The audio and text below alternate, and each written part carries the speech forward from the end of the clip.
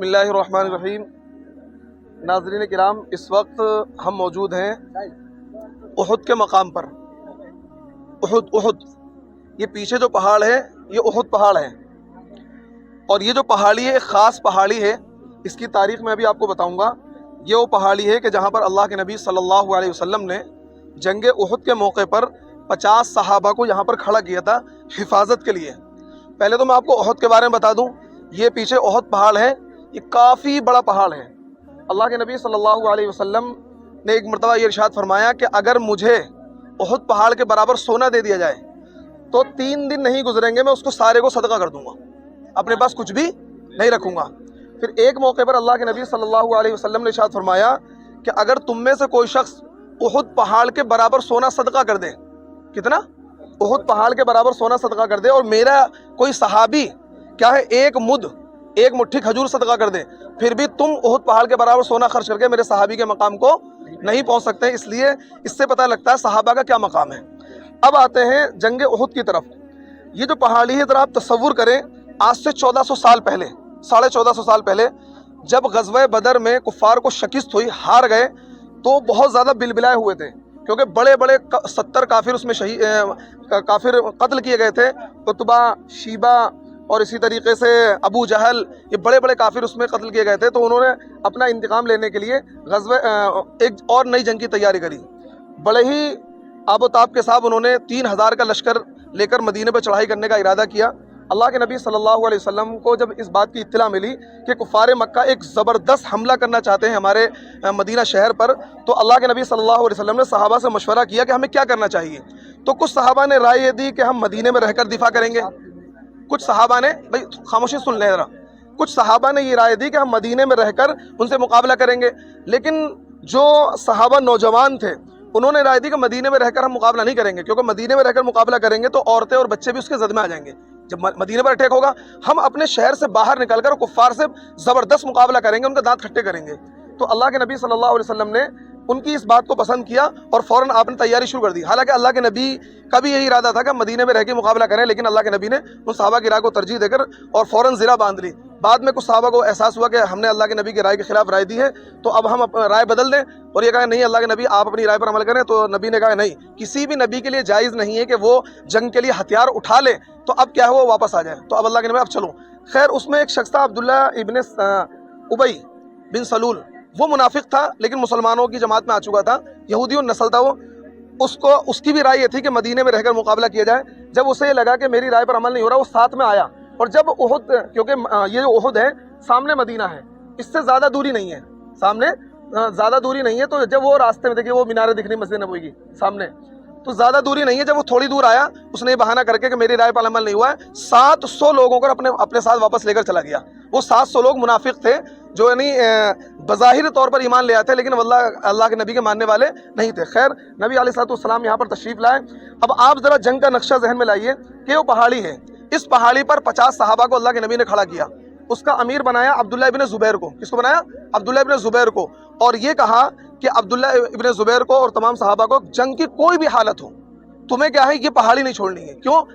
جنگ نیچے ہو رہی تھی، ایک طرف کفار کا لشکر تھا، ایک طرف لشکر اسلام تھا۔ یہ کیونکہ اونچائی کی جگہ پر تیر برسانے کے لیے ان کو کھڑا کیا گیا تھا کہ کوئی بھی آئے تو تمہیں تیر برسانے ہیں۔ تو اس لیے جب جنگ نیچے ہوئی تو پہلے مرحلے میں مسلمانوں کو کیا ہے فتح ہو گئی، اور کفار کے دانت کھٹے ہو گئے، سب میدان چھوڑ کے بھاگ گئے۔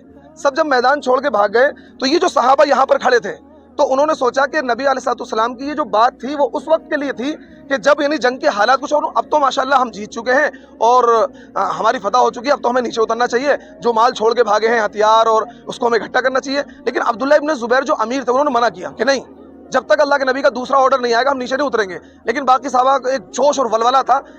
اسی واقعے کو عنوان بنا کر بعض لوگ صحابہ پر تنقید کرتے ہیں کہ دیکھو جی صحابہ نے نبی کا حکم نہیں مانا، نیچے اتر آئے تھے، مال کے لالچ میں نیچے آ گئے تھے مال اکٹھا کرنے کے لیے۔ ایسا نہیں ہے، ان کو یہ لگا کہ نبی کا حکم اس وقت تھا جب جنگ کے حالات کچھ اور ہوں، لیکن اب تو کفار بھاگ چکے ہیں، میدان چھوڑ چکے ہیں، میدان پورا خالی ہو چکا ہے، وہ خوشی میں نیچے اتر آئے اور جو بھی مال غنیمت تھا اس کو اکٹھا کرنے لگے۔ لیکن عبداللہ بن زبیر نے جگہ نہیں چھوڑی اور کچھ صحابہ ان کی اطاعت پر ڈٹے رہے۔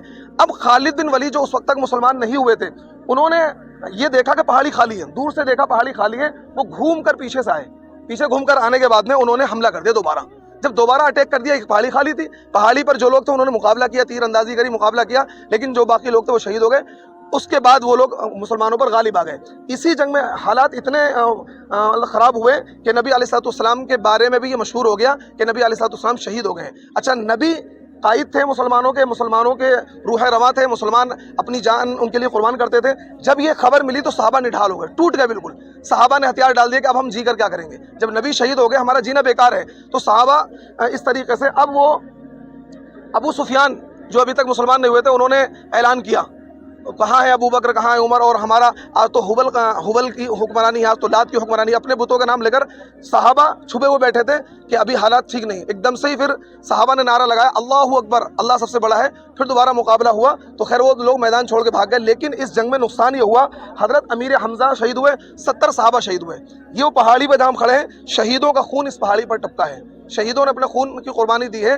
تو یہ جو اسلام پھیلا ہے وہ ایسے نہیں پھیلا ہے، صحابہ نے بہت زیادہ قربانیاں دی ہیں۔ 70 صحابہ شہید ہوئے، اور حضرت امیر حمزہ کو بڑے ہی دردناک طریقے سے شہید کیا گیا، بہت دردناک طریقے سے شہید کیا گیا۔ جو ہندہ تھی، حالانکہ ہندہ بھی بعد میں مسلمان ہو گئی، تو ہندہ نے، کیونکہ عتبہ جو اس کا والد تھا، اس کے والد کو حضرت امیر حمزہ نے جنگ بدر میں قتل کیا تھا، تو اس نے اپنے غلام وحشی بن حرب کو تیار کیا تھا اور یہ کہا تھا کہ جو اس کو قتل کرے گا حمزہ کو، میں اسے آزاد کر دوں گی۔ تو وہ وحشی جو، حالانکہ بعد میں وحشی مسلمان ہو گئے، وحشی تو وحشی تیار بیٹھے تھے، اور جب امیر حمزہ مقابلہ کر رہے تھے، جواں مردی کے ساتھ لڑ رہے تھے، اس نے سائڈ سے ایک نیزہ پھینک کے مارا، تو حضرت امیر حمزہ کے یہاں پر لگا اور آر پار ہو گیا، اور حضرت حمزہ وہیں ڈھیر ہو گئے اور شہید ہو گئے۔ اس کے بعد ان کی لاش کے 14 ٹکڑے کر دیے گئے، اور ان کا کلیجہ جو ہے ہندہ نے چبایا، لیکن خیر وہ چبا نہیں پائی۔ اس کے بعد اللہ کے نبی صلی اللہ علیہ وسلم جب جنگ کا سارے حالات ختم ہو گئے، اللہ کے نبی نے تمام زخمیوں کو اکٹھا کیا، تمام شہیدوں کو اکٹھا کیا۔ حضرت امیر حمزہ کی لاش نہیں مل رہی تھی، تو پتہ لگا چچا جان کے ٹکڑے ہو چکے ہیں۔ اللہ کے نبی بہت زار و قطار روئے، بہت اللہ کے نبی کو صدمہ ہوا، کیونکہ حضرت امیر حمزہ وہ شخص ہیں جو اللہ کے نبی کے چچیرے بھائی بھی ہیں، اللہ کے نبی کے دودھ شریک بھائی بھی ہیں، اور اللہ کے نبی سے بے انتہا محبت کرتے تھے۔ یہ امیر حمزہ وہ ہیں جن کے بارے میں میرے نبی نے ارشاد فرمایا، امیر حمزہ کل قیامت کے دن جنت میں جتنے بھی شہید ہوں گے، اللہ کے نبی کے زمانے، حضرت آدم کے زمانے سے لے کر اور قیامت کے قائم ہونے تک جتنے بھی شہید ہوں گے، ان تمام شہیدوں کی سرداری کون کریں گے؟ سید الشہداء امیر حمزہ کریں گے۔ اللہ کے نبی صلی اللہ علیہ وسلم کہ یہ اتنے چہیتے تھے، جب مکے کی زندگی میں اللہ کے نبی موجود تھے تو ایک مرتبہ ابو جہل نے بہت برا بھلا کہا اللہ کے نبی کو، بہت گالیاں بکی۔ امیر حمزہ اس وقت مسلمان نہیں ہوئے تھے، شکار کرنے گئے ہوئے تھے۔ جب شکار سے واپس آئے تو ابو جہل کی باندی نے کہا کہ تم اپنے بھتیجے کی خبر لو، آج تمہارے بھتیجے کو مطلب ابو جہل نے گالیاں بکی ہیں اور مارا ہے، اس طریقے سے مطلب بدتمیزی کری ہے۔ حضرت امیر حمزہ کو غصہ آ گیا، اور آنے کے بعد میں خانہ کعبہ میں ان کی چوکڑی جمتی تھی، وہاں گئے اور ایک کمان اس کے سر پہ دے کے ماری۔ اس نے یہ کہا کہ میں مسلمان ہو گیا ہوں، اس سے جو ہو سکے کر لے، اور تو نے میرے بھتیجے کو ایسا کہا۔ حالانکہ وہ مسلمان نہیں، ایک خونی جذبات کے تحت انہوں نے ابو جہل کو مارا، اور پھر واپس آ کر سوچنے لگا میں نے تو کہہ دیا میں مسلمان ہو گیا ہوں، حالانکہ میں مسلمان نہیں ہوا ہوں۔ پھر اللہ کے نبی صلی اللہ علیہ وسلم کے پاس گئے اور اللہ کے نبی سے یہ کہا کہ اے بھتیجے، میں تمہارا بدلہ لے کر آ گیا ہوں، اور میں نے ابو جہل کو ایسے ایسے کہا ہے۔ تو اللہ کے نبی نے کہا چچا مجھے اس پر خوشی نہیں ہوگی، مجھے خوشی اس پر ہوگی کہ آپ اسلام قبول کر لیں، آپ ایمان میں داخل ہو جائیں۔ حضرت امیر حمزہ سوچتے رہے اور صبح کو انہوں نے اعلان کر دیا کہ میں مسلمان ہو گیا ہوں۔ امیر حمزہ وہ شخص ہیں جب حضرت عمر اسلام قبول کرنے کے لیے آئے، اور حالانکہ ان کا ارادہ راستے میں بدل گیا تھا، تو وہ ننگی تلوار لے کر اللہ کے نبی کی خدمت میں جا رہے تھے۔ وہ راستے میں بہن سے ملاقات ہوئی، ایک واقعہ آپ نے سنا ہوگا۔ تو حضرت امیر حمزہ کو پتہ لگا عمر ننگی تلوار لے کر آ رہا ہے، تو امیر حمزہ تلوار سوت کے کھڑے ہو گئے کہ اگر عمر کا ارادہ نیک ہوگا تو ٹھیک ہے، اور اگر ارادہ نیک نہیں ہوگا تو اس کے ٹکڑے کر دوں گا میں، لیکن میں اپنے چچا پہ آنچ نہیں آنے دوں گا۔ تو اس وجہ سے حضرت امیر حمزہ وہ شخص ہیں کہ جن کو اللہ کے نبی بے انتہا محبت کرتے تھے۔ یہی وہ میدان ہے، یہی وہ جگہ ہے کہ جہاں پر 70 صحابہ شہید ہوئے تھے۔ 70 صحابہ کی قبریں یہاں پر دیکھیے، ادھر پیچھے مزار ہے، ابھی میں وہاں لے چلوں گا، وہاں 70 صحابہ مدفون ہیں، وہاں چل کر ہم فاتحہ پڑھیں گے اور پھر دعا کریں گے انشاءاللہ۔ اور اللہ سے ہم یہ بھی دعا کریں گے اللہ تعالیٰ ہمیں بھی شہادت کی موت عطا فرمائے، بزدلی کی اور بستر کی موت نہ عطا فرمائے۔